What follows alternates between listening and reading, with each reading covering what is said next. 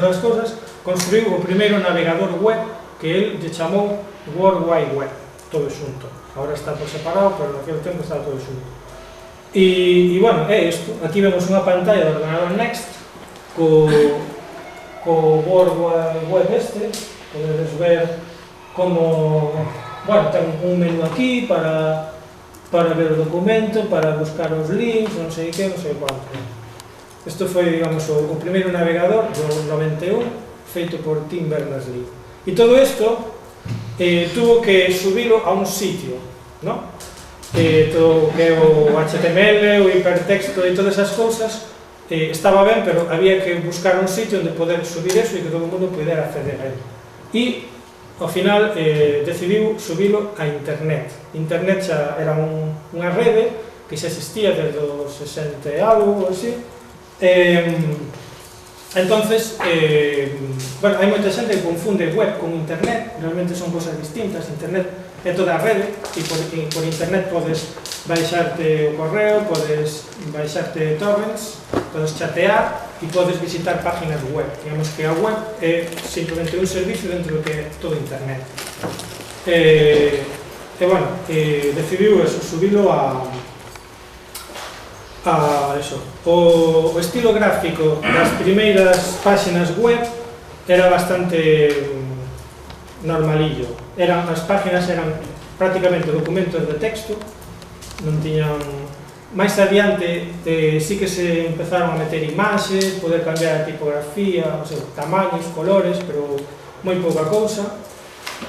Non había layout, non había rejillas, nin había nada. As páxinas eran simplemente como un Word, un documento de texto, unha columna hacia baixo e nada máis. Tampouco había ningún elemento dinámico, o único elemento dinámico que había era o link, de pinchar un link e ir a outra páxina. E, entonces, vou ir revisando ano por ano, a ver se non se fai moi larga esta rollo, porque non me vin, e, bueno, veo se me paso moi revisada, Bueno, no 91 nace a primeira páxina web. Esta é a primeira páxina web. O sea, esta páxina funciona de verdade. Isto é un iframe dentro da presentación. Esta páxina foi a que construíu de feito Tim Berners e na primeira páxina web o único que fai é explicar que é a web e como funciona. Entón, bueno, que é axudas e tal, como podedes ver, non ten nada, o sea, só é título, texto, links e non hai ningún estilo ni nada. O que interesa é simplemente a información e os enlaces que existen entre as páxinas. Este foi o primeiro servidor web da historia e ademais foi o ordenador que usou o Tim para construir a web, para facer o primeiro navegador e tal. Este é o ordenador Next. E esta foto foi pillada, creo que dun museo onde está exposto toda esta historia e, de feito, no servidor este hai unha etiquetiña aquí que pon esta máquina é un servidor, non apagar. O sea, aí estaba o primeiro servidor web, que, digamos, como alguén apagara ese servidor, apagaba toda a web, todo internet. Que fácil era aquel. Sí.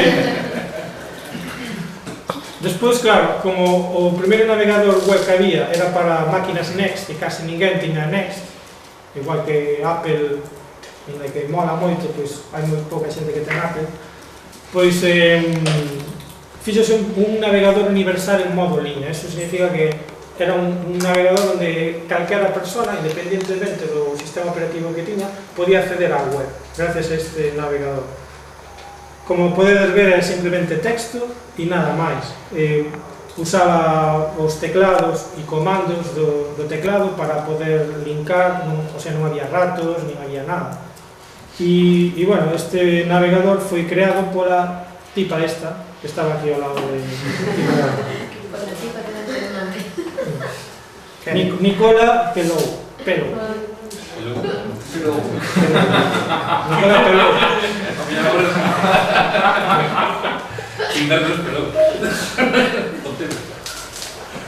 Bueno, tamén no 91 apareceu a primeira especificación de HTML O sea, as primeiras normas de como construir documentos HTML, e se chamaba HTML tags. E aquí simplemente decía, pois as páxinas teñen que ter un título, teñen que ter un XID, un non sei que, un anxo, todas estas cousas. Digamos que isto era eso, as normas que tiña que seguir calquer persona que quixera facer unha páxina web. E pasamos ao 92. No 92, pois a web foi pouco a pouco popularizándose e naceu Viola 3W, que foi o primeiro navegador gráfico. O sea, o primeiro navegador que mostraba gráficos e que podías pinchar, clicar e, bueno, foi, digamos, un precursor dentro de... Incluso teño ainda unha página web, viola.org, que podes ver capturas de pantalla e toda a historia sobre este navegador. E pouco máis pasou. No 93 pasa unha cousa moi curiosa. Naquel tempo, a parte da web, había outro sistema que, digamos que lo estaba petando, era como máis famoso, que se chamaba Woofer. Era un sistema para acceder á información que, creado na Universidade de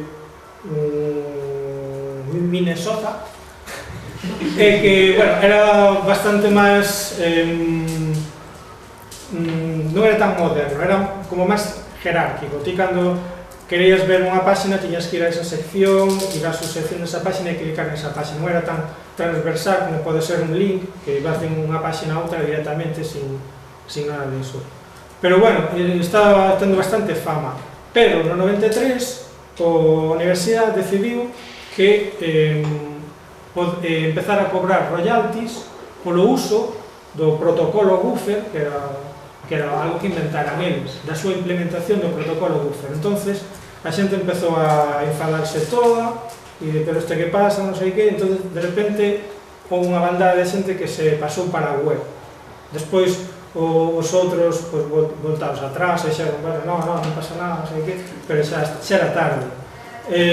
Por que? Porque a xente tiña medo de que lle cobrara por usar o seu protocolo, ainda que eles usasen unha implementación propia, libre e tal de Woofer, pois tiña medo de que lles cobraran a eles en un futuro royalties ou o que fora. Entonces, nese momento foi cando a web decidiu poñerse con licencia libre e aberta. Eso significa que calquer persona do mundo, se quere construir un navegador web, se quere construir unha página web ou quere facer calquer cousa relacionada ca web, non ten que pagarlle nada a nadie. Digamos que non hai patentes de nada. E gracias a eso, a web triunfa.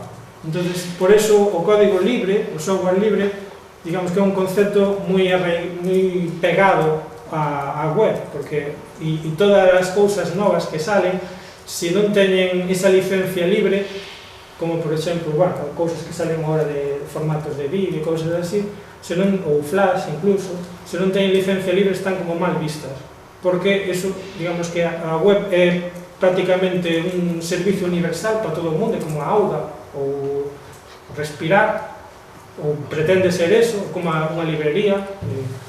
E se empezamos a meter tecnoloxías patentadas de empresas privadas, pois estamos un pouco hipotecando esa libertad que temos.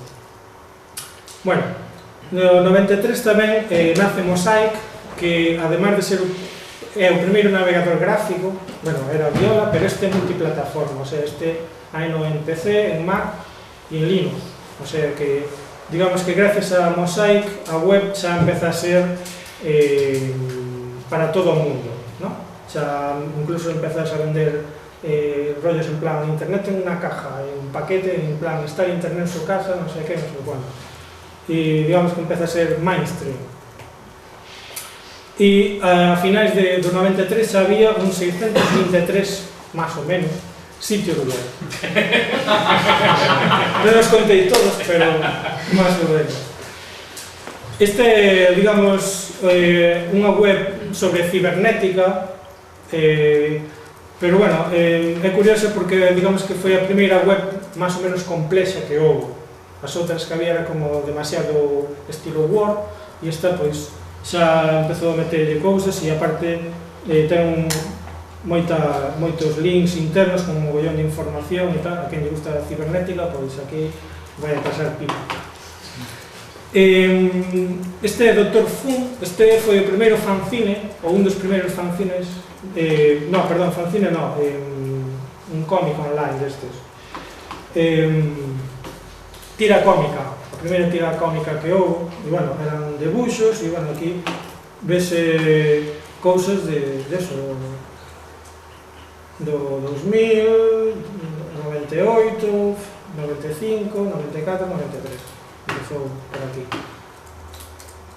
Outra web, a GNN, esta web foi, pódese decir que pasou a historia por ser unha das primeiras webs que empezaron a ter publicidade, que era un concepto que daquela non se explotara. E isto é o Trojan Room Coffee Pot. Perdón por a miña pronunciación. Esta foi a primeira webcam que se montou en internet, na web. Entonces era simplemente, isto foi na Universidade de Cambridge, e era unha webcam que estaba posta enfocando directamente a máquina de café. Entonces a xente, cando quería ir buscar café, como non quería levantarse da silla e ter que andar hasta o final do pasillo e ao final ao mellor non había café, pois antes conectabas a internet e miraba a webcam e dicía, pois hai café, pois vou.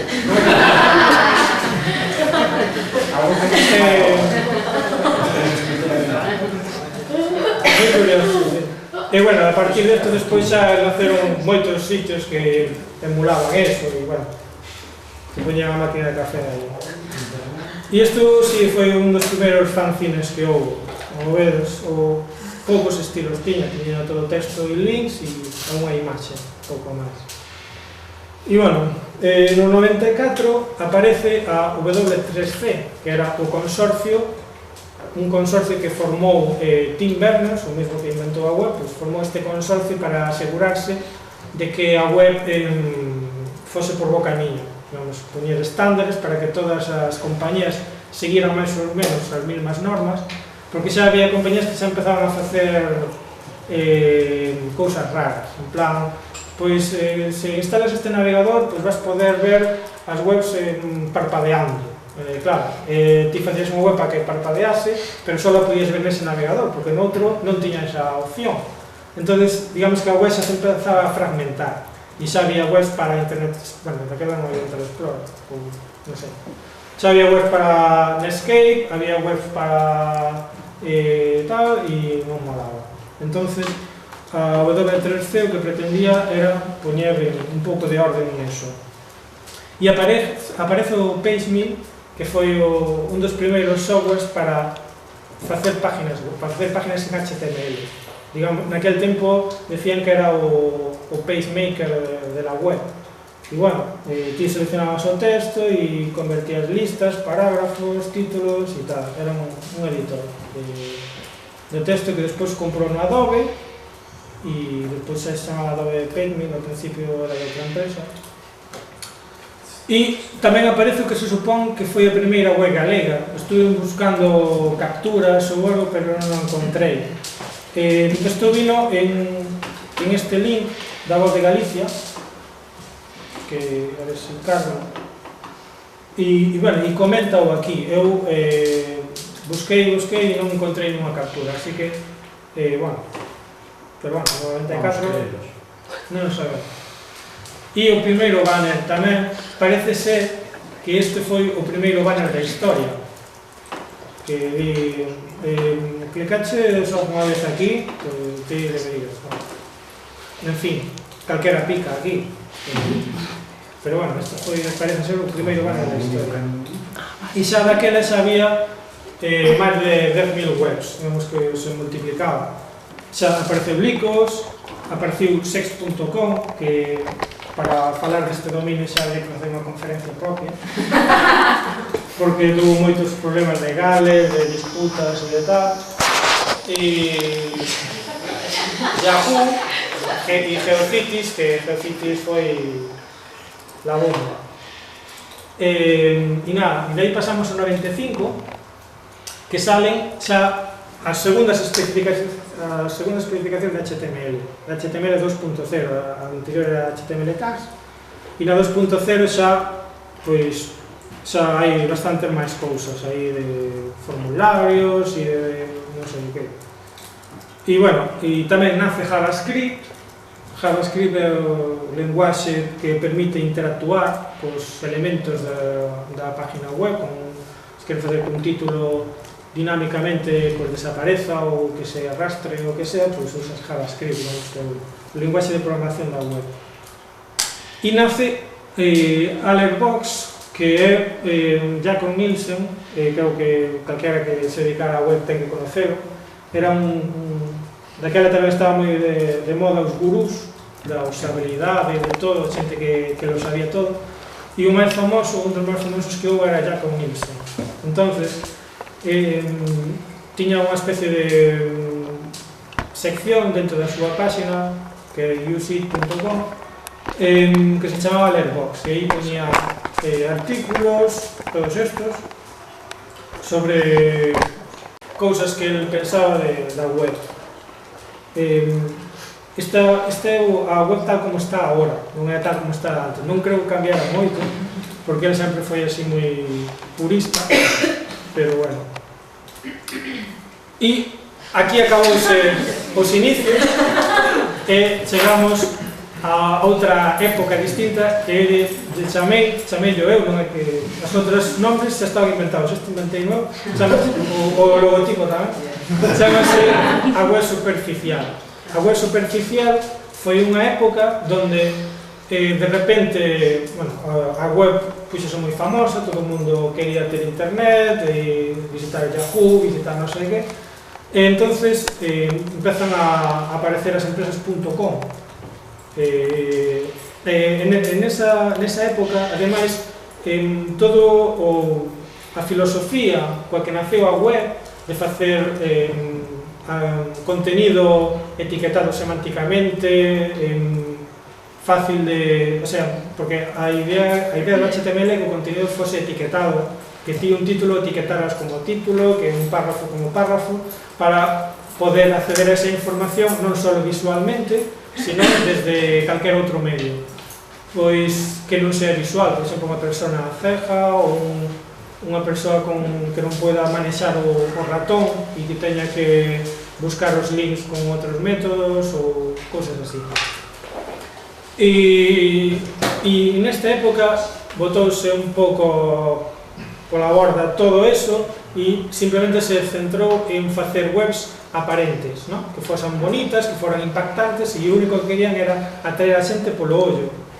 Entonces, por eso se chama web superficial. Despois acabou como acabou, co boom, a burbuja das .com, pero bueno, esta parte, esta época, digamos que se caracteriza por dúas cousas. Unha, úsase tabuas, pero non tabuas para mostrar os datos como mostro aquí, senón tabuas para crear toda a página web. O sea, vos imaginadevos que aquí onde pon community de cursos, non sei se pode marcar, aquí fose o logotipo, un banner, o que fose un menú, aquí abaixo fose outra columna por aquí, contenido e tal. Digamos que as tabuas foron inventadas para mostrar datos tabulares, en plan columnas, filas e tal, non para construir estruturas de layout.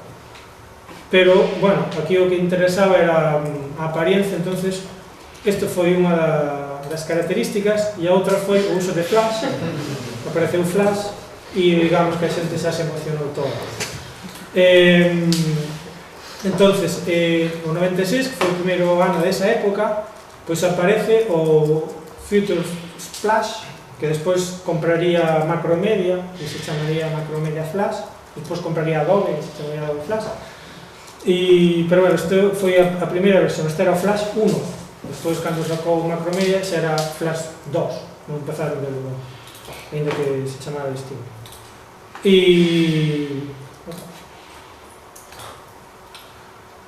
E despois tamén nace, que pase que a xente pasaba totalmente destes de W3C, nesa época, digamos, que eran unos amargados, pasaban deles, Pero bueno, nacen as primeiras especificacións de CSS. CSS é o linguaxe que se utiliza para dar estilo ás cousas. O sea, se ti queres dar este borde, queres que sea rojo, non tes que no HTML escribir aí quero que este borde sea rojo, senón que o que faz é escribirlo en un archivo aparte para poder intercambiar follas de estilo e poder cambiar o estilo facilmente. Digamos que a idea era separar o contenido da maneira de visualizarlo. O contenido era moi importante e a maneira de visualizarlo sempre pode cambiar, sempre pode modificarse, entón non estaba ben que foran xuntos. E, bueno, nesta especificación de CSS, o CSS1, a versión 1, pois permitía cambiar tipo de letra, tamaño, grosor, espaciar as letras, alineadas á dereita, á esquerda, centradas, etc. Permitía cambiar o color de texto, o color de fondos, bordes e marxes e padding. O padding, digamos que é o marxen interno dunha caixa e o marxen externo, posicionamento de elementos, etc. Tamén aparece a primeira versión do formato PNG. O nome, bueno, PNG naceu porque a xente a empresa que tiña patente de GIF decidiu empezar tamén a cobrar dereitos de autor, ¿no? por GIF. Entonces, igual que pasou co Buffer, decidiron pasar deles e crearse un formato que fose realmente aberto e libre. Entonces, que era o PNG. E PNG, o nombre que ten, realmente é un nombre recursivo, porque PNG son as siglas de PNG is not GIF. Parece de ser, como PNG is not GIF, PNG is not GIF, é recursivamente. É así unha fricada desas. E Jakob Nielsen, o gurú, o que falei antes, pois publica un dos seus artigos máis famosos, que se chaman os 10 maiores erros do deseño web. Xa daquela a xente estaba moi desmandada, entonces el empezou un pouco a poñer orden e escribiu un artigo que foi o máis famoso, que máis visitas tuvo e todo. Pois aquí criticaba, por exemplo, a maneira de buscar, os buscadores das páxinas web eran bastante malos, escribías con tilde ou sin tilde ou mayúsculas ou minúsculas e xa non funcionaba e cousas así, ou con plurales e singulares. Había páxinas web que en realidad non eran páxinas web, eran PDFs, o sea, ibas ao link, en realidad te estabas descargando un PDF.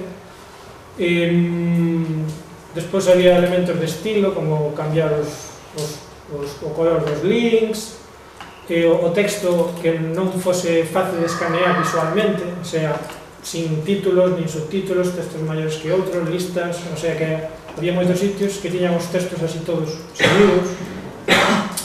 E, bueno, o tamaño da tipografía, todas estas cousas. Empezou a criticar links que abren en ventana nova, eso, digamos, que rompe a navegación, porque ti cando clicas en un link e echa unha ventana nova, despois queres ir para atrás e o botón de atrás do navegador non che funciona e moita xente se lía con eso. De feito pode ser máis perxudicar, porque a xente o fai para que en realidad non se vai nos seus sitios, para que a xente se perde, en realidad é peor o remedio que a enfermedade. E bueno, etcétera. Estes son webs xa daquela época para mostrarvos a belleza que había. Este é o web de Pepsi.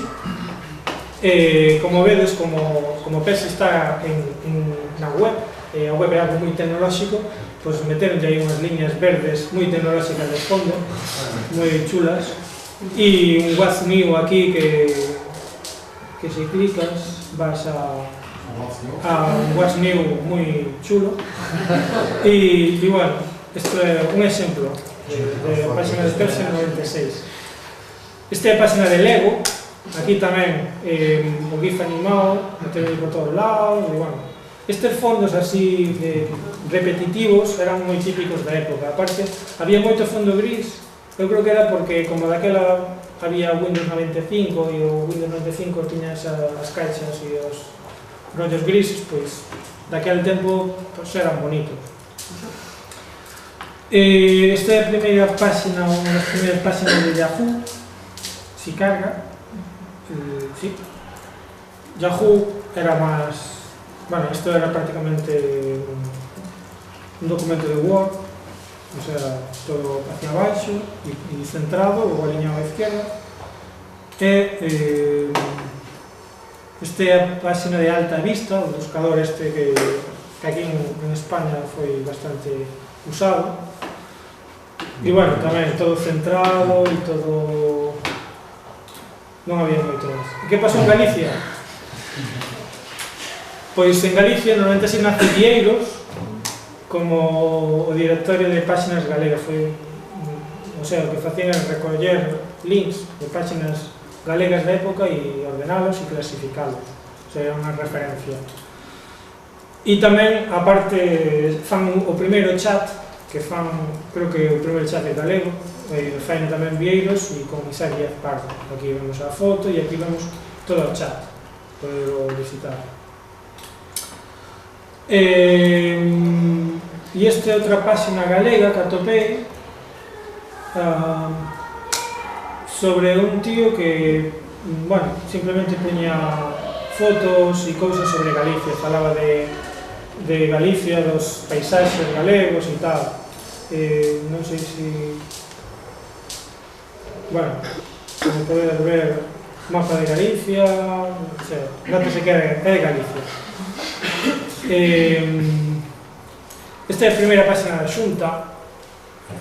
O sea, tamén busquei un pouco páxinas oficiales e, bueno, como podes ver, ves, fondo gris con cousas moi repetitivas. Isto entendo que naquela época lles debía molar, pero bueno, non sei, creo que, en fin. E esta primeira página de Xacobeo, pois tamén, non sei se pasara xa, pero bueno, era así, minimalista.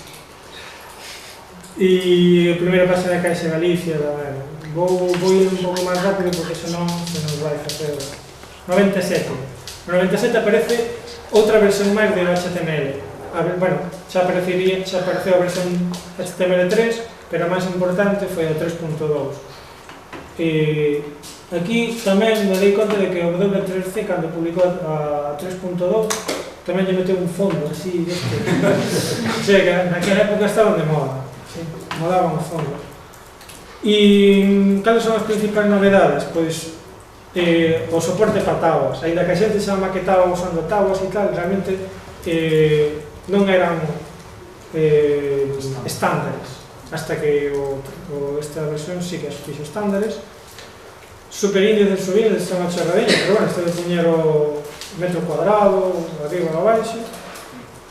Applets son para poñer como eran o flash da época. Eran applets de Java, eran pequenos programiñas en Java que ti podías executar dentro da páxina e xa podías flotar o texto alrededor das imaxes, xa non había imaxe e ir abaixo o texto, senón que o texto podía ir e tal. E empeza Flash.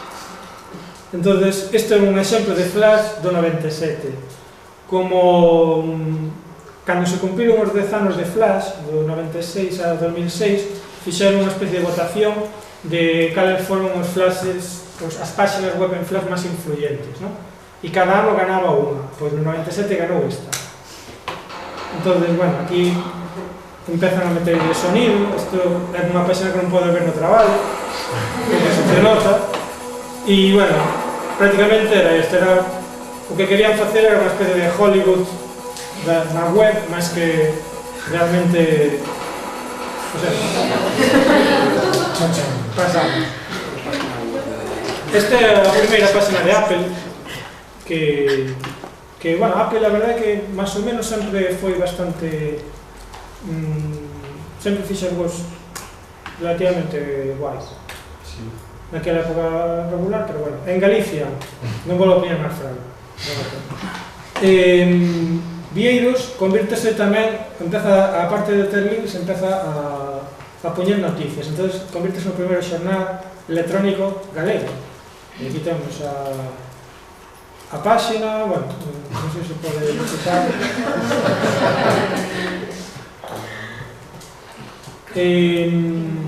a Xunta tamén rediseñou e empezan a aparecer así como moitas webs feitas casi como PNGs, ou, bueno, con PNGs non, con GIFs ou con JPGs, o sea, eran páginas que realmente isto era todo unha imaxe con cachos clicando, pero non había texto, o único texto que había era isto, pero non había texto realmente. Sí, esta página durou bastante tempo. Moito,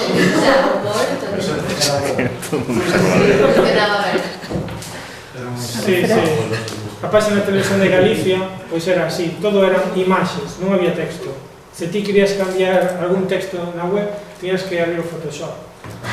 Era así. Página de Caixa Galicia, o mesmo.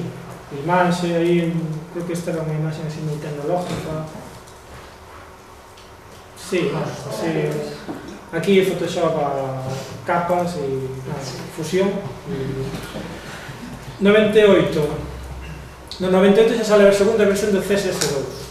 Tamén aquí están as especificacións todas, non as vou a ler, pero bueno, xa, como podes ver, xa bastante máis grandes que as primeiras.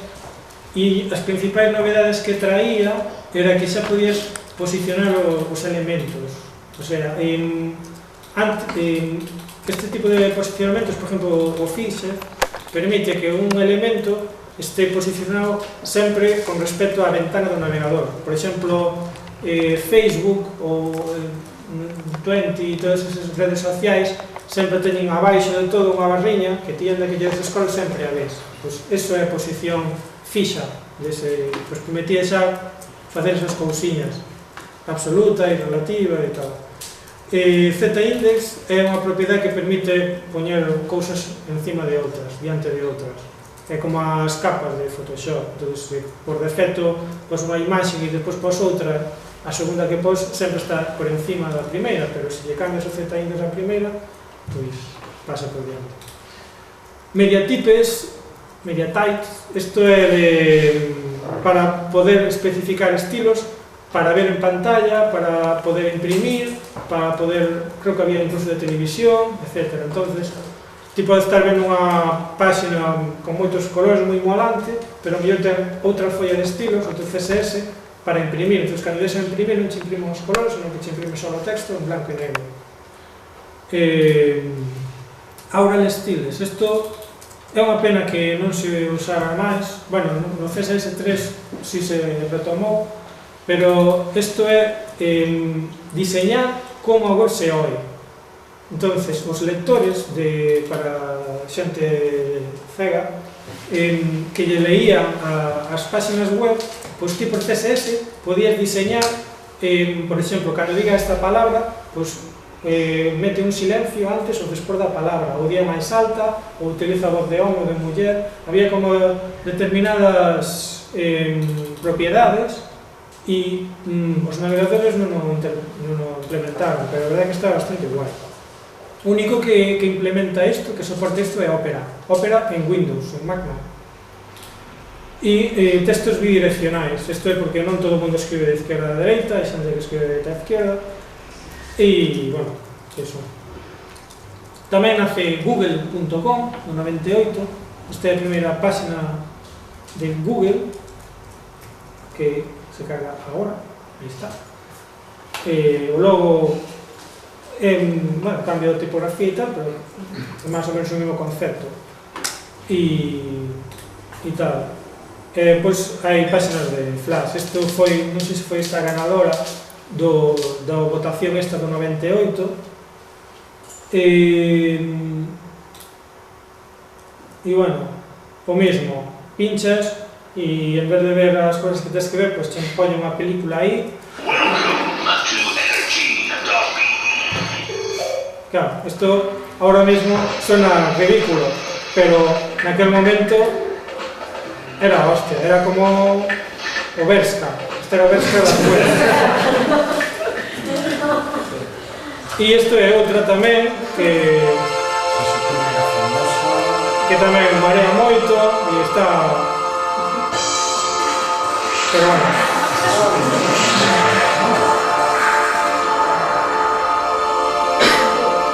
Cocinar non tiña nada, era só a experiencia, porque entraban nas seccións e poucas cousas tiñan, pero, bueno. Eso foi a caña, durou moitos anos, Dios. Sí, sí. Esta URL que vos pasei agora, este flash último, realmente non está pillado de un histórico. Hoxe en día sí que entendo algo así. 99, aparece HTML4. O HTML4 xa, digamos que foi xa un golpe na mesa, xa lle meteron bastantes máis cousas e digamos que se usou bastante máis. As principais novedades que tiña era podías incluir frames é como meter páxinas web dentro de páxinas web, dentro de unha caixiña, poder cargar outras páxinas web, como por exemplo estas que isto de aquí é un frame, estou cargando esta páxina dinámicamente. Podías incluir frames, podías novos elementos para tauas, ou sea, unha taua pode ter unha cabeceira, un corpo, un pé, podes agrupar as columnas, etc. E para formularios, podes meterlle botóns, meterlle etiquetas a cada botón, agrupar as opcións, etc. E elimináronse etiquetas que xa había, que existían daquela, que simplemente se referían a estilo. O sea, o W3C que quería era eliminar todo o que fose especificar un estilo gráfico, eliminalo e quedarse solo con etiquetas que especifican o valor semántico de algo. Por exemplo, este elemento é un título, non é o mellor título non ten por que ser negrita, non ten por que ser rojo, nin ten por que ter esta tipografía. Eso xa yo decidirei despois, pero HTML o único que ten que facer é dicir que este é un título. Entón, todas as etiquetas que había de base font, que era para especificar a tipografía base que se iba a usar, center, que era para alinear, para centrar un texto, e cousas así, eso fuera, porque eso xa yo metes no CSS. E aparece o primeiro borrador para CSS3, pero bueno, apareceu aí, pero en realidad era un borrador e tampouco non pasou de aí. Más flash deste molón, pois había este tipo de webs así que eran como barriñas de cine. Naquel tempo sí que había bastantes. Bueno, aquí Blogger, nace Blogger, entonces digamos que xente empezar a hacer blogs como locos. Esta é a primeira pantalla de Blogger, en 99. E empezan a aparecer un mogollón de, bueno, xa nese ano e nos anteriores, moitos portales, ¿no? .es, .com e tal, e eran portales todos iguales, o único que querían era, digamos, como canales de televisión. Ti entras aí, digamos que xa non necesitas nada máis de internet, porque tes todo, tes noticias, xogos, comunidade, non sei que, e a idea que tiñan era eso, meter o usuario aí e darlle todo aí. Terra, por exemplo, bueno, Google nada, non é un portal, non evolucionou. Yahoo, ainda que naceu sendo un buscador, tamén ten rollo de portal, tamén tiña noticias e tal, e tenda e rollos. Alta Vista, tamén ao principio que era un buscador na máis, pois xa empezou a meter tamén cousiñas de noticias, outros servicios e tal. MSN, un portal que tamén, bueno, o mismo, con mogollón de cousas, non me carga así máis.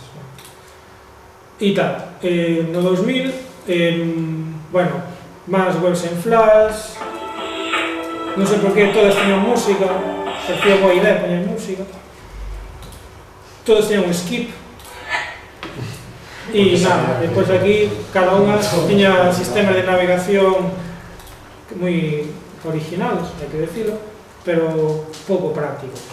Digamos que a web non naceu para isto.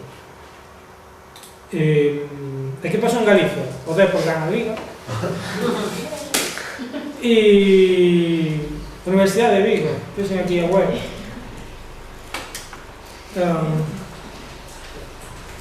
A ver, se carga. Internet aquí vai así un pouco regular. Bueno, se me carga... Bueno, paso. RTVG. Sí, bueno, aquí o que pasou nesa época que había moitas webs onde todas tiñan a típica pantalla de benvido. Se non era feita en Flash, era feita en HTML, pero todas eran, entrabas, benvidos a web X, escolla o idioma, se tiña multidioma, e despois, unha vez que clicabas no benvidos, cargabas a web. Epa.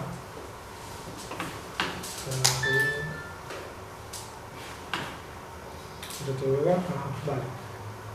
A do Xacobeo o mismo, benvidos a Xacobeo, escollo o seu idioma e tal. En realidad eran páxinas que sobraban, porque ti podes entrar na páxina e escoller despois o idioma e non fai falta que chegan benvidos, porque ti de feito non podes entrar na web non directamente a portada, senón a unha sección particular. Bueno, non carga. Entonces, no 2001, esta é outra web en Flash. Esta foi a que ganou ese ano a votación e a que ganou a web da década en Flash. A verdade é que eu acordo desta web e é, bueno, unha especie de ciencia ficción aí. Bueno, era así, entrabas e se... etcétera. Vou salir.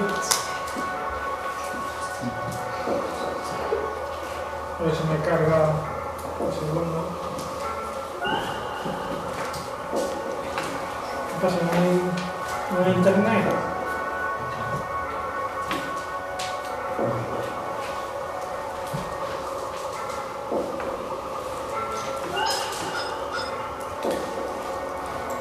Bueno, que se joda internet ahora, que esta web también es mala. Voy a entrar.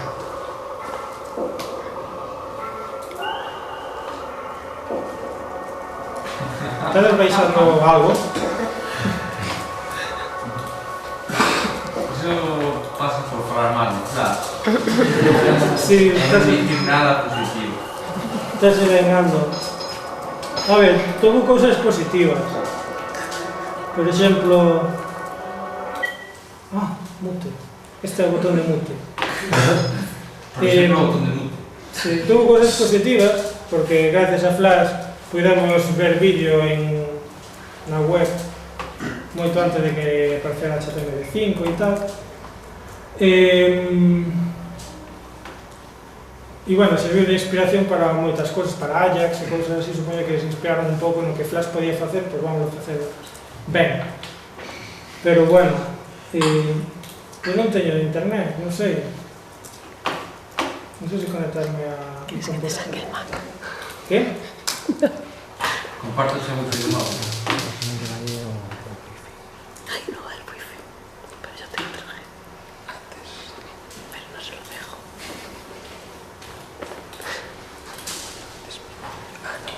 Creo que No, tengo lo traje la llave. un pincho ese de aquí.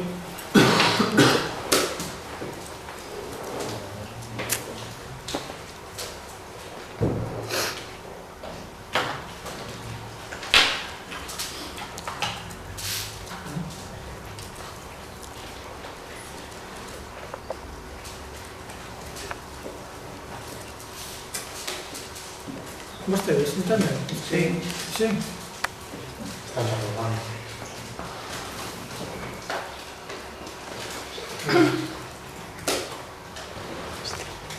Google, vale.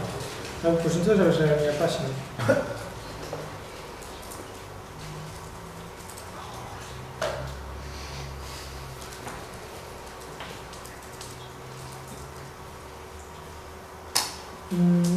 Bueno, pues...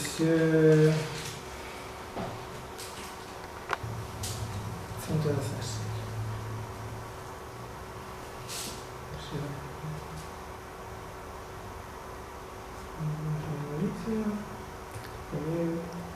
Pues número 1.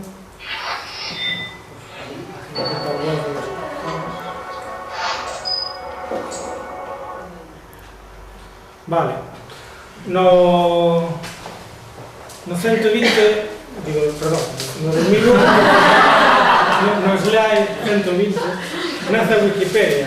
Esta é a primeira página da Wikipedia.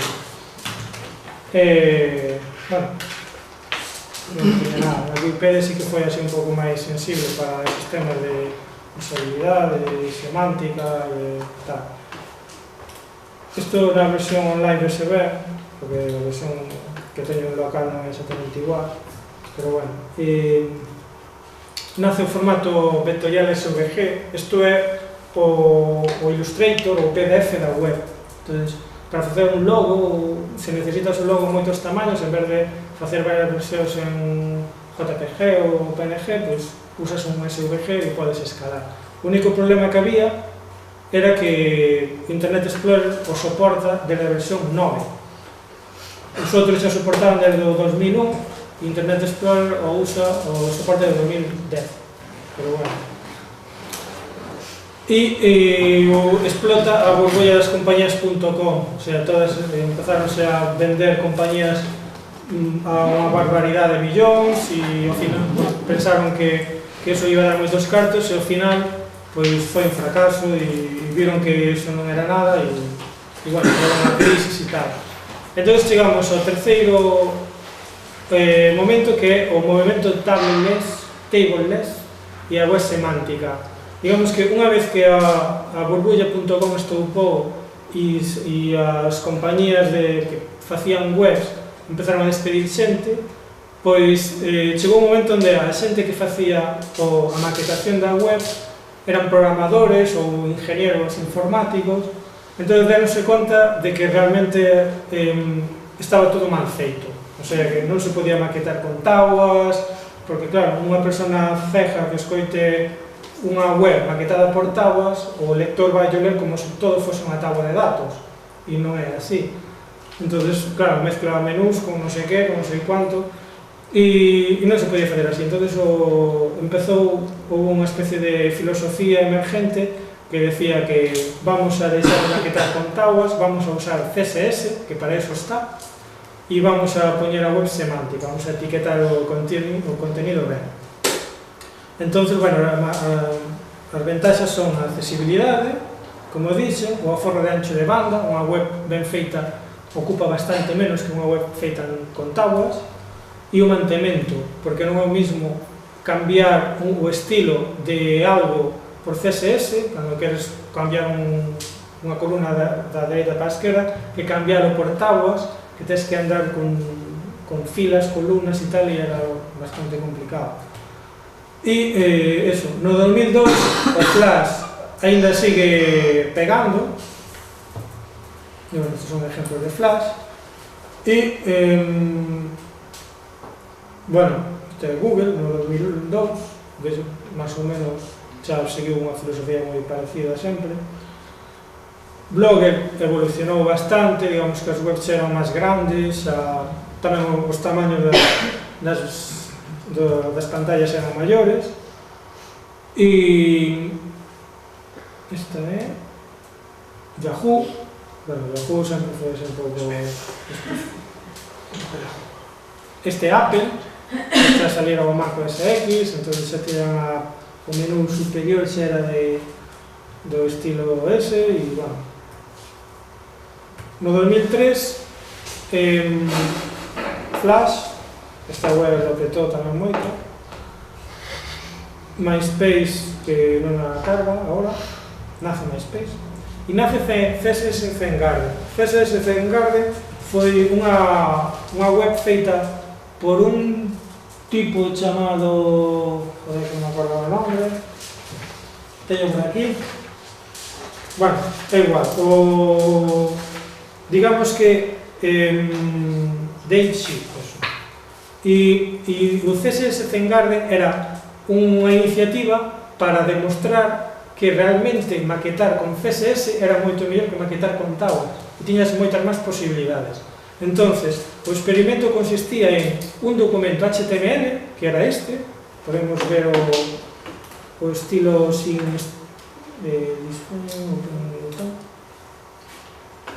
este estilo, podémoslo ver segundo view no está aí. Este é o documento HTML, sin estilo, sin CSS, e con este mismo documento poder facer diseños distintos usando simplemente cambiando CSS, sin tocarlle para nada o HTML. Entonces, este foi o primeiro deseño que se fixo, que o fixo precisamente o que fundou o ThinkGarden, e despois houve moitos diseñadores que foron mandando as súas follas de estilo CSS e facer outras versións deste mismo HTML. Por exemplo, temos un ThinkGarden así máis elegante, temos un ThinkGarden, isto era como underground, aquí podemos ver, aquí o que había era un scroll horizontal en vez de vertical, temos un CSS ThinkGarden así, isto chamase de window non sei que, isto é todo, aquí o HTML non se tocou, un ThinkGarden en forma de caixa con etiquetas e tal, este era como un dial, aquí movíase a radio Zen. Había algúns que eran bastante imaginativos. Isto era un ThinkGarden así moi retro.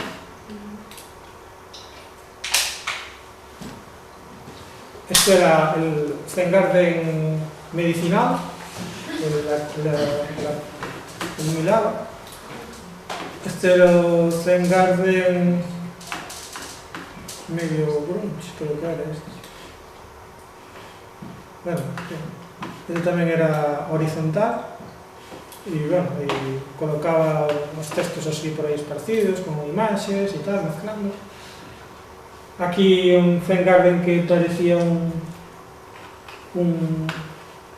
xornal ou unha cousa así.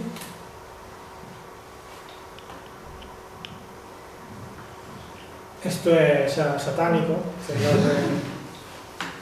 CSS del infierno. Este CSS de Halloween, tengo aquí a lápida. O CSS del árbol de bonsai. Este é o CSS museo, entonces ves, os textos están como metidos en cuadros dentro do museo. O CSS de película, cartel de película, e esos textos por aquí. Ademais, en cada exemplo tiñas uns links para ver outros exemplos. Cada versión de CSS linkaba a outros. CSS medieval, este é moi bonito. CSS Zen, flautista. Bueno, todos son bastantes. CSS en vino, guai.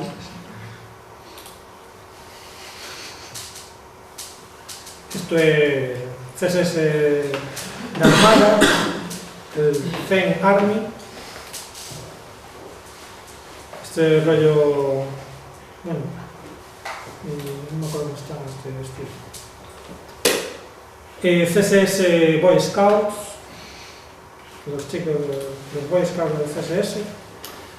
E isto está guai tamén, porque isto fixeron unha pantalla de cine e cando faz scroll realmente ves sobre na pantalla. O sea, o position fixed, que expliquei antes, que se colocaba fijo, pois facían como unha especie de máscara e, bueno, CSS cine. Que pasou en Galicia? Pois nace Blog Galiza, que é, digamos, o blogger de Galicia, e se me carga a primeira páxina de Blog Galiza, que se dará moito paso. Entón non é que sea moi relevante por o deseño, pero, bueno, é relevante por a importancia que tiene. Bueno, no 2004,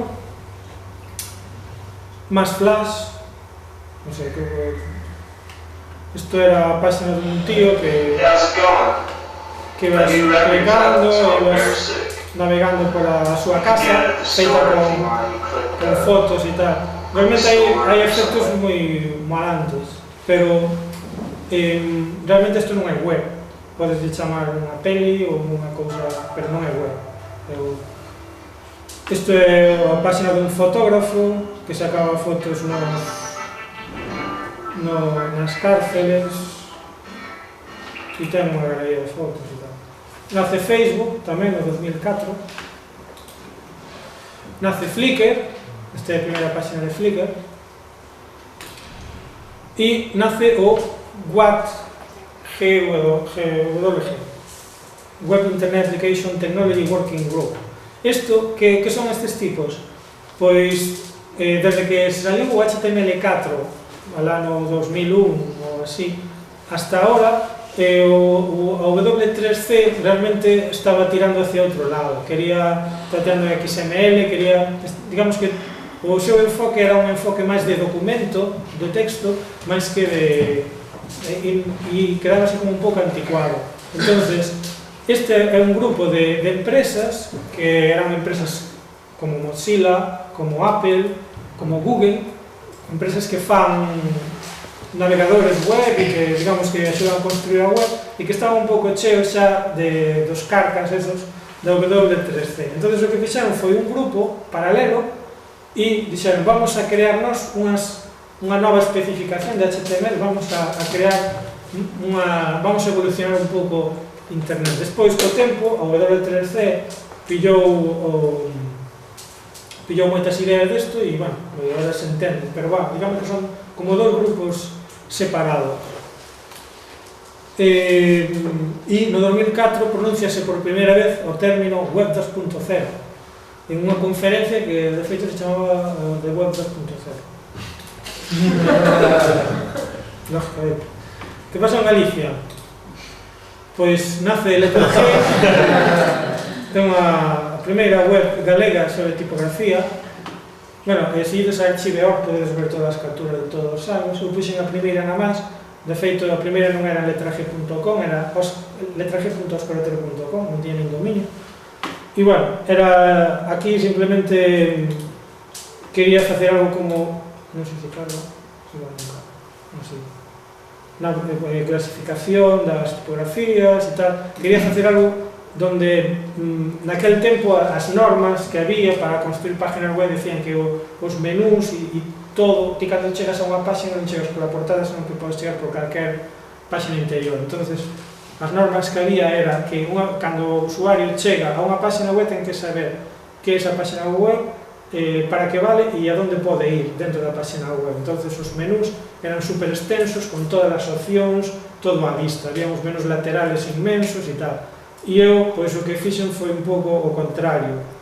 Poñer todo moi sencillo e todo dividido en páxinas con un pouquiños elementos cada un. Digamos que Letra G, aparte de ser unha páxina sobre tipografía, foi un experimento personal que, bueno, sufriu infinidade de cambios. Todo en blanco e negro e todo basado única e exclusivamente en... O deseño era todo tipografía, grande, pequena, combinada, tal. Tamén nacen os aduaneiros en fronteiras, que, aínda que a web en sí, nacen con esta imaxe, que, aínda que a web en sí tampouco era relevante polo deseño da web, me refiero, era un WordPress, sí que foi relevante co contenido que tiña, o deseño, o contenido de deseño que tiña, que eu creo que creou unha escola e houve, despois de los aduaneiros, salieron moita xente que os imitaba, ou, bueno, ou que se inspiraba en eles, ou o que fose, pero realmente os aduaneiros teñen bastante mérito. E chegamos a Web 2.0. Eu non quería falar moito da Web 2.0, porque seguramente xa as conferencias e a xente que hai que fala de Web 2.0 é inmensa, pero, bueno, é unha época importante dentro da historia da web. O término Web 2.0 pillou popularidade, isto é os gráficos de Google Trends sobre o término, as búsquedas que fan a xente sobre Web 2.0, e xa no 2005 empeza a subir, no 2006 a tal, e no 2007 xa é la moda, vamos. E en que consiste a Web 2.0? Explicando así de maneira sencilla. Digamos que o usuario ten máis posibilidades que simplemente consumir a información. Hasta ahora, ti entrabas nunha web e vías o que había. Pois a web 2.0, ademais, permíteche que ti poidas facer algo, poidas xa non só montar un blog ou construir unha página ti propia, senón entrar en webs de outras persoas e poder deixar comentarios, poder compartir, poder charlar e eso, digamos que tiña máis posibilidades. Entonces, este tipo de webs onde os usuarios querían darlle ferramentas para xogar e eso, pois fixo que se preocupasen por conseguir unha boa experiencia de usuario. As webs preocuparonse por facer unha interface clara, limpia e rápida. Entonces empezouse a usar moito JavaScript e sobre todo a aparición de Ajax. Ajax permitía cargar cachos de documentos, cachos de HTML na página sen recargar toda a página. Entonces, como facía Flash daquela, pero bueno, usando HTML. E, ademais, as webs comunícanse unhas con outras. Ti podías facer unha web, podías meter un mapa de Google, podías meter un vídeo de YouTube, podías meter e podías comunicarte, coller información. Entonces, ti podías suscribirte por RSS a unha página, ou outra página podía mostrar as últimas noticias os últimos vídeos de YouTube por JSON, o sea, había como determinadas maneiras de comunicarse unhas webs con outras. E a web volveuse social, o sea, os usuarios se coñecían entre sí, falaban entre sí, votaban, compartían cousas, etc. De usuario e facendo que todo cada vez fose mellor. Entonces, digamos que non había un estado final da web. A web non estaba nunca acabada, sempre estaba en beta, porque ti facías algo moi molón, pero tiñas que seguir mellorando continuamente, senón Skype non é que fose unha web 2.0, pero si tiña unha aplicación e, bueno, o estilo gráfico si que era moi 2.0 tamén, estes colores así como chillóns, estes reflejos no logotipo, estes bordes redondeados por aquí, tal, etc. E se che van aparecendo as cousas, aquelas, clicas en aquelas, e se che abre, e che aparecen cousas que fixo para aquelas, e abres isto e aquí che aparece, pois, supoño que é un vídeo da televisión para poder, non sei, un spot. Que pasa en Galicia? Un partido e as webs institucionales seguían sendo 1.0 en xeral. O sea, o Xacobeo tiña un flash de portada de idioma, totalmente innecesario. Este de aquí, non me acordo que... este é de versión de Galicia. Pois, bueno, en fin, xa de recarga. Isto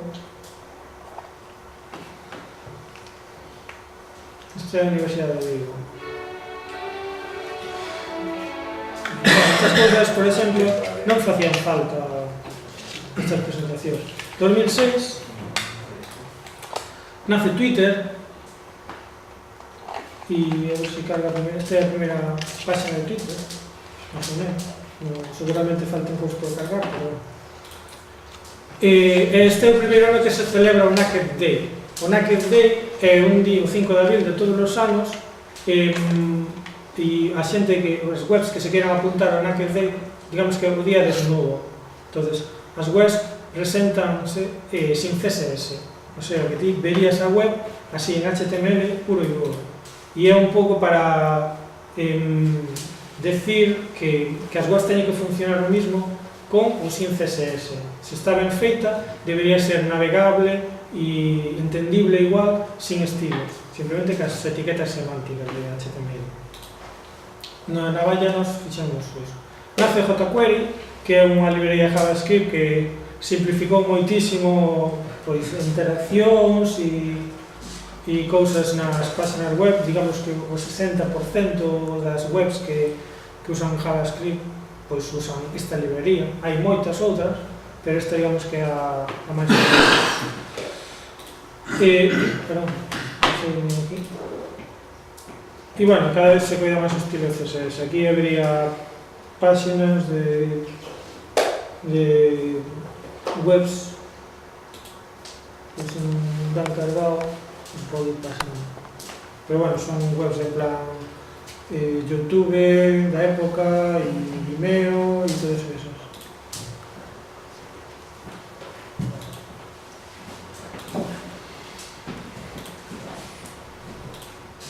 Bueno, non son relevantes tampouco.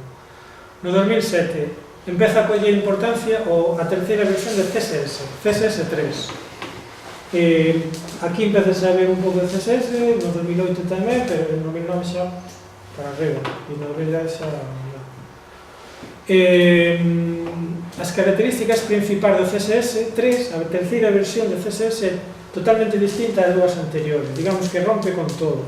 En primeiro, porque está dividido en módulos independentes. Eso significa que antes, cando se acaba este CSS2, pues, tens todos esos estilos, color de texto, de tamaño, alineación, tal, todo está en un paquete pechado, e aquí este é o CSS2.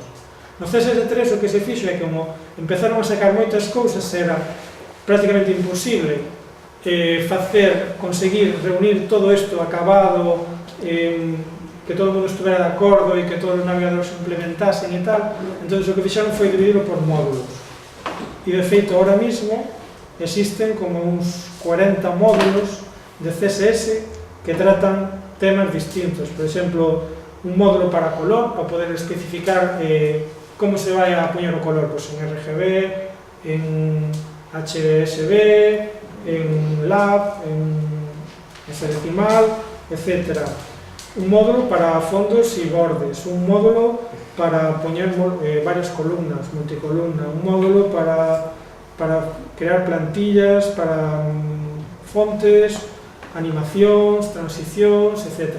Digamos que hai módulos, entonces hai algún módulo que xa está acabado e xa os navegadores xa o implementaron ben, e hai outros que nin siquiera están empezados ou están nos bocetos, pero digamos que o CSS3 é aberto e se vai ir montando por módulos, así, pouco a pouco.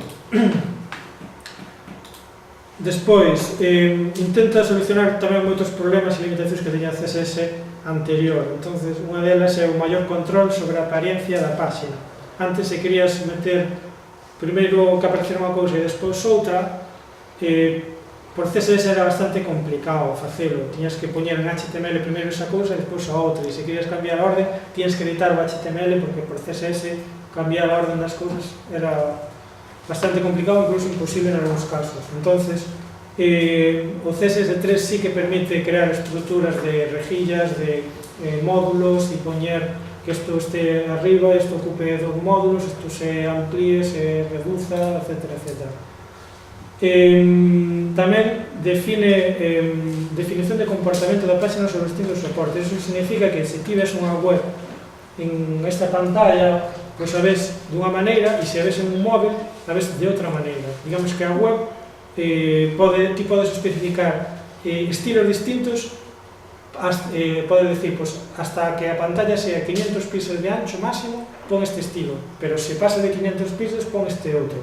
Podes definir estilos dependendo de moitas variables, de tamaño de pantalla, dos colores, a pantalla en blanco e negro ou non, etc.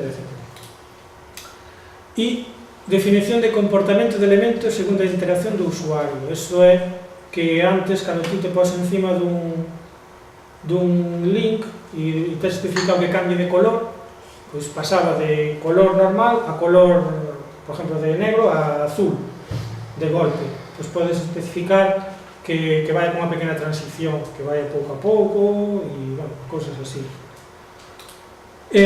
Maior variedade de recursos gráficos. Antes, se querías meter un degradado, tienes que facer un JPG con un degradado e poñelo de fondo. Agora ese degradado xa podes definir ti en CSS. Se queres cambiar, cambias unha liña de código e xa está, non tens que abrir o Photoshop. E bordes redondeados, todas esas cousas, podes facer animacións, todas as cousas se poden facer xa por CSS.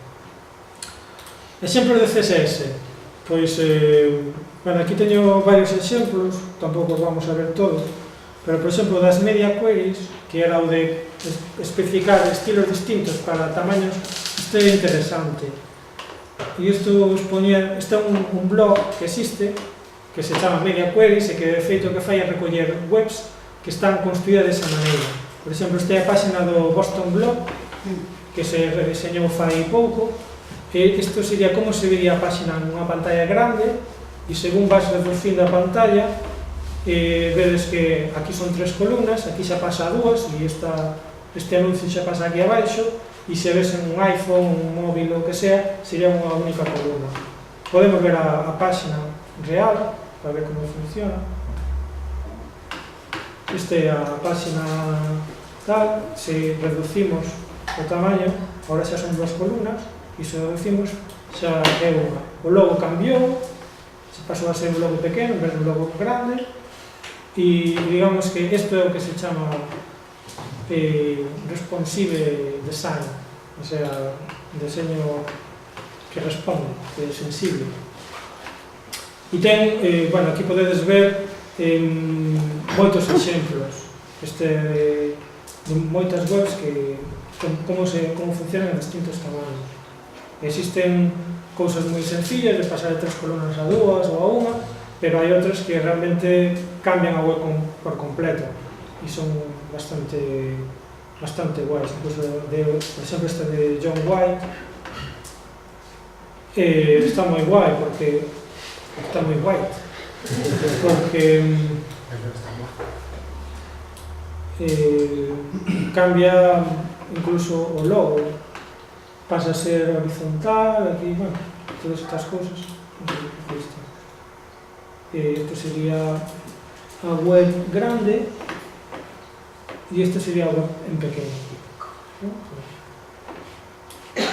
Mira, pues, moi interesante. Flexible box, bueno, para facer que caixas sean flexibles e se adapten ao ancho do que sea e tal. E despois transformación 2D, 3D, por exemplo, este é un exemplo de fotos Polaroid. Isto está todo feito con CSS, non se usou nada de imaxes.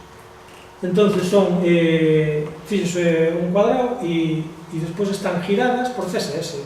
CSS ten unha propiedade que é rotate, para rotar. Entón, cando te pos encima, ten outra propiedade que é escalar e está rotada a 2 grados e cando te pos encima, pues, a 0 grados e escalado. Con sombras, con cousas, todo por CSS. Digamos que o que se está eliminando a necesidade de usar imaxes para facer as webs. Bueno, isto do botón interactivo é por se queres ver a transición de un estado normal a un estado over, de poñerte encima. Pois este é un botón que crearon así de experimento e a ver se acaba de cargar, aí está. Bueno, usa tipografías, tamén se poden usar tipografías non as típicas adiantas, senón tipografías propias, e cando te pos encima fai este movimento. Isto é todo CSS e o movimento de recollida tamén en CSS, especificas, pois quero que se escale este tamaño en tanto tempo e tal. Pois isto son exemplos de CSS3. Hai moitas cousas aquí, columnas tamén. Antes, cando querías facer unha columna, tienes que coller un cacho de texto nun sitio, outro cacho de texto noutro e tienes que cortarlo manualmente. Agora ti podes poñer un elemento e dicirme, pois quero que me digas en 4 columnas ou en 3 columnas ou en... Que pasou?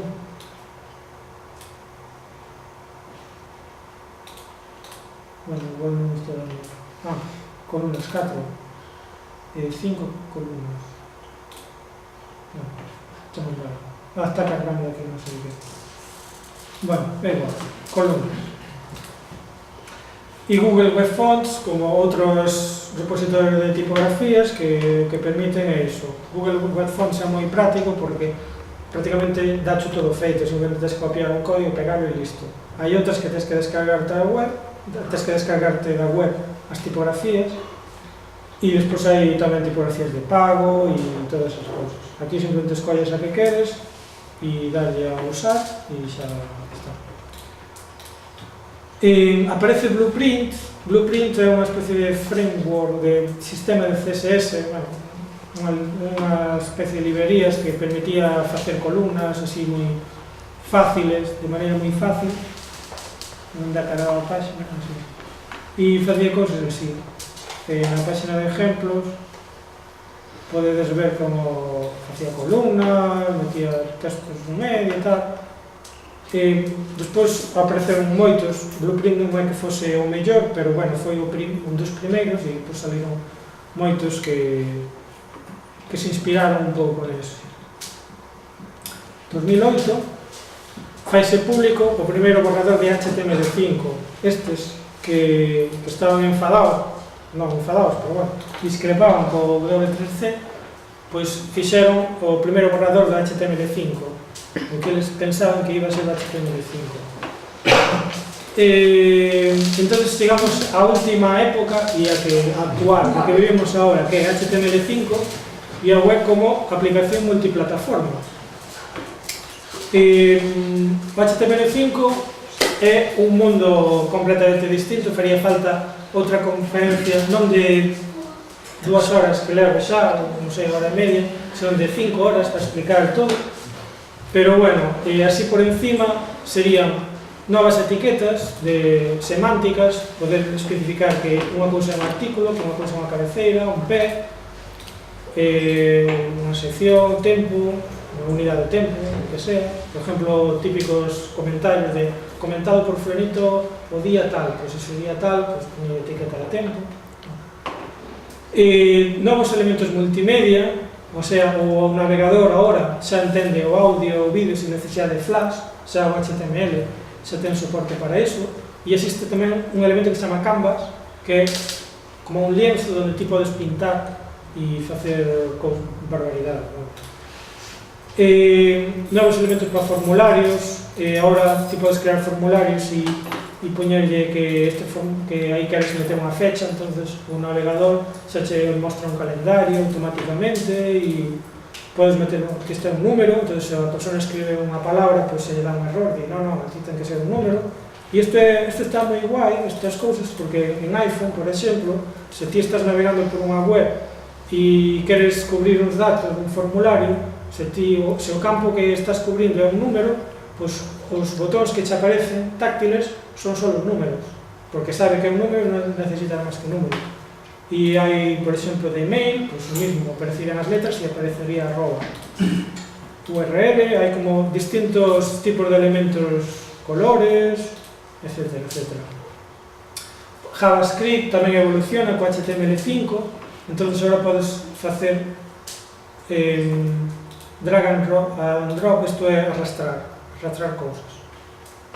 Pero isto está guai porque ti podes arrastrar cousas de fora do navegador a dentro do navegador.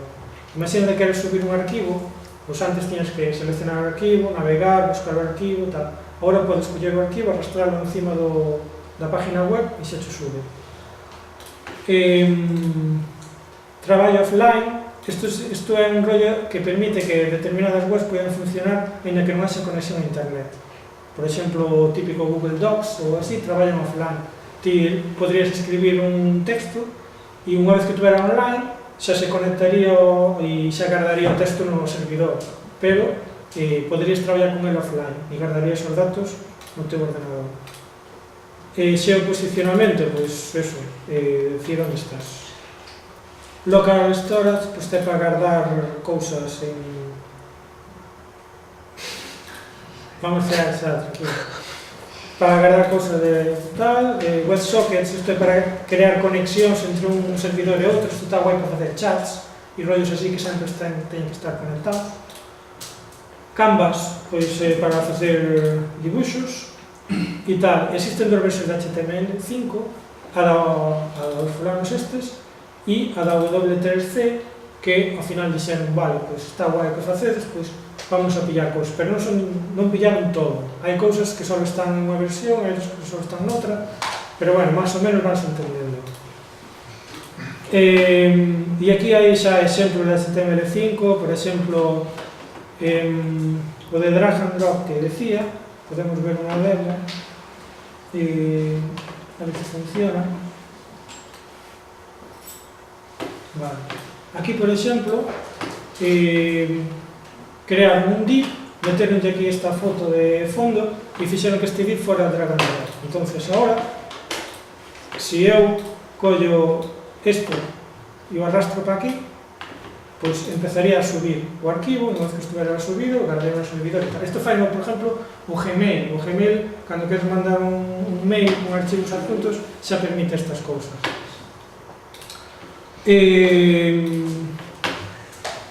Máis exemplos. Xeolocalización, pois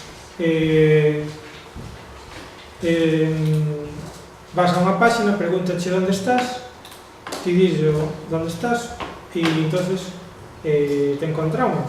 Estamos aquí en Santiago, bueno, é bastante exacto, más ou menos.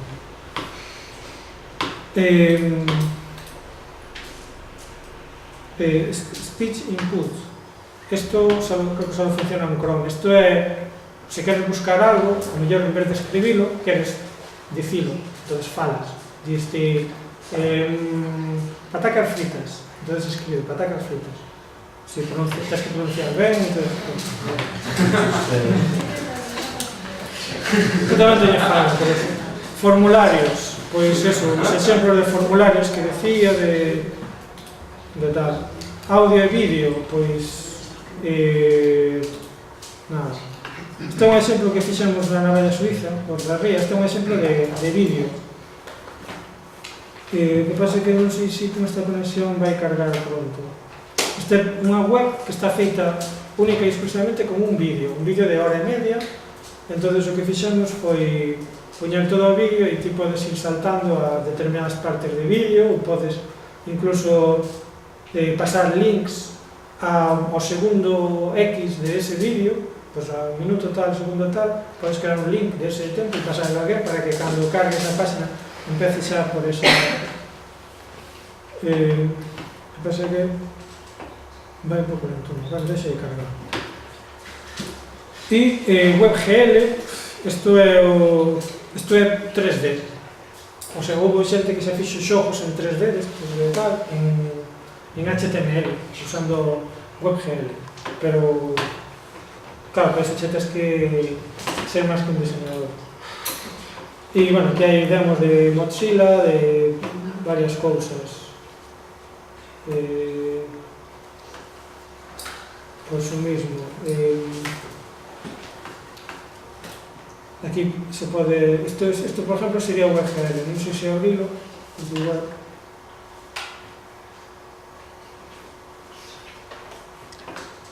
Non deixo así. Ves, estes son cousas en 3D e están creadas con WebGL e, bueno, hai rollos en vídeo, rollos en interacción, de diseño, vídeo 360... Este é o drag and drop. Aquí arrastrarías unha imaxe e faría un cartel con a imaxe que acaba de arrastrar, etc. Hai como moitos experimentos de Mozilla, de Google Chrome, do que sea. Podedes velos. Os da ría, de siresabordaría.com, está aí. Vale, estamos chegando ao fin, por fin, 2009-2010. Aquí, ainda que vos enseñei o que era HTML5, xa todo xunto, empeza a popularizarse no 2009, ainda.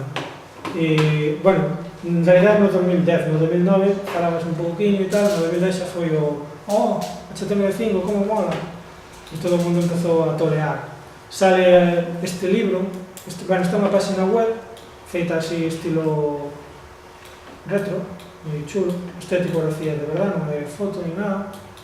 Non sei se usa unha tipografía de Google Fonts que é parecido. Tamén se podes comprar o libro impreso, pero bueno, podelo consumir aquí. Aquí explica todo o que é o HTML5, exemplos, etc. Google lanza HTML5 Rocks, que é tamén unha página con un mogollón de demos de cousas, experimentos, con vídeo, con audio, con tal. digamos que empezan a aparecer páxinas que enseñan todas as maravillas de HTML5, enseñan como aos diseñadores como usalo e todo iso. Lánzase tamén o sitio When Can I Use, que é un sitio que di o soporte que existe hoxe en día nos navegadores para determinadas características. Por exemplo, o CSS3 ten un rollo que se chama word wrap, unha propiedade que especifica se cortan ou non as palabras. Pois esta propiedade está soportada por Internet Explorer 6, 7, 8, 9, 10, por Firefox tamén, esta soportan a todos, incluso por móviles. Hai outras que, por exemplo, eu que sei, Boxify, que é para que, bueno, isto é difícil de explicar. Bueno, hai moitos que mellor en Explorer normalmente é o que menos soporta todo. Cross Document Messaging é para mandar mensaxes de unha página a outra. Wide Area é para rollo de accesibilidade, etc, etc. Entón, ti, cando queres facer unha página web e queres meter así unha cousa moderna, tens que saber tamén que navegadores o van a soportar ou non. E no 2011, que é hoxe, que este ano, lánzase o logotipo oficial para HTML5. Lanza o W3C, o sea que, digamos que xa está aí, non sei se por moda ou non, pero é o logo. Entón, moitas páxinas que están feitas aí usando as últimas tecnologías, pois meten este logo abaixo de todo. Podes usalo así, ten como distintas cousas, se ti utilizas a HTML5 máis, utilizas algunhas tecnologías en concreto, pois estas tecnologías tamén teñen o seu propio iconito, etc, etc. E, bueno, aquí hai exemplos de páxinas web e podes descargar en PNG, SVG, todas esas cousas. Aparece en VGL para facer todas as animacións en 3D e todas esas cousas. E, bueno, lánzase o primeiro módulo, xa dixen que o CSS eran 40 módulos, pois aparece o primeiro, digamos que está acabado, que é o de color, está finalizado, os outros están casi. E tiña máis cousas que aquí non aparecen na página que tiña arriba, que era, por exemplo, aparece PhoneGap, PhoneGap, que é unha aplicación que colle HTML, JavaScript, CSS e convirteche nunha aplicación para móvil, para iPhone, para Android, para Windows, para Nokia, para BlackBerry e non sei, creo que ten demais soportes. Digamos que os móviles o que fixeron foi un pouco tamén fragmentar un pouco todo. Agora a xente descarga aplicacións móviles e tal, entón se ti queres facer un servicio tienes que facer unha aplicación para iPhone, outra distinta, porque non é un linguaxe distinto e tal, para Android, outra para non sei que. Realmente o HTML5 está enfocado a facer aplicacións, todas estas cousas de arrastrar imaxes, o sea, arrastrar arquivos para web, geolocalización, URL, todas esas cousas, son para facer aplicacións que se parecen máis a aplicacións de escritorio. Entonces, aquí, isto está guai, porque ti faz a aplicación unha vez e despois exportas a todos os móviles que teñen. E despois tamén hai outra cousa que é o Project Meteor,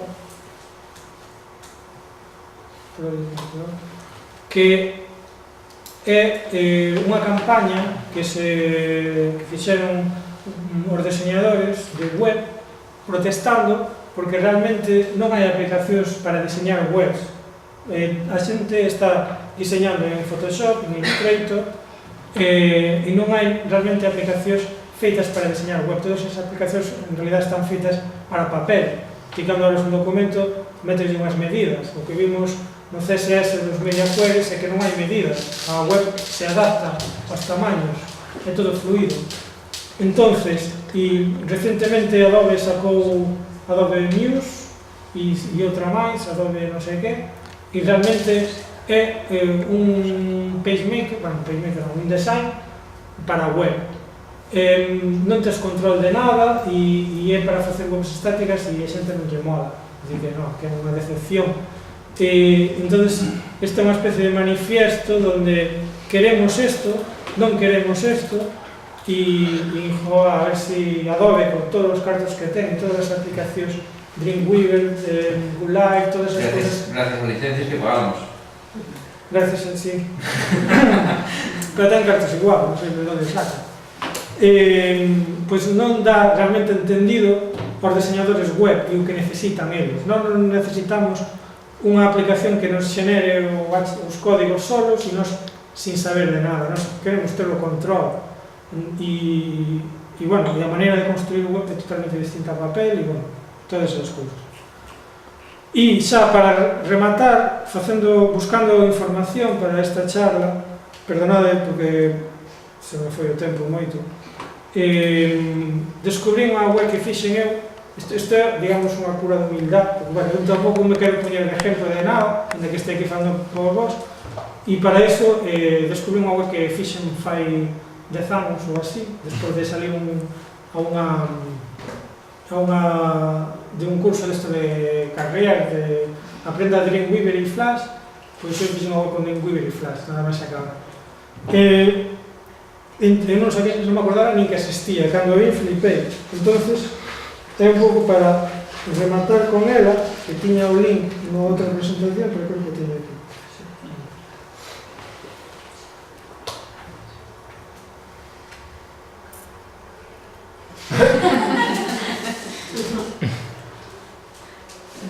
Todas esas técnicas aprendidas no cursillo.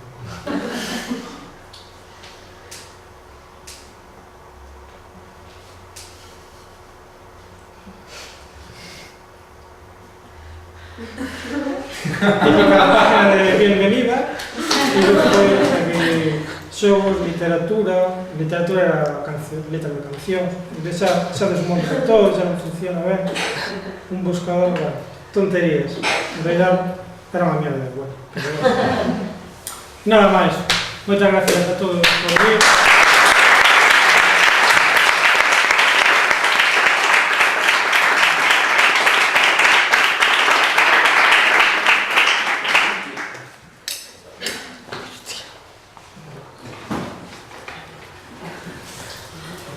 ¿Se puede encender la luz? Supoño que non hai preguntas, claro.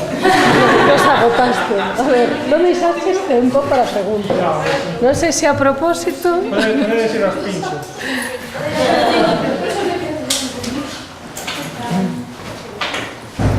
Fixeches a propósito.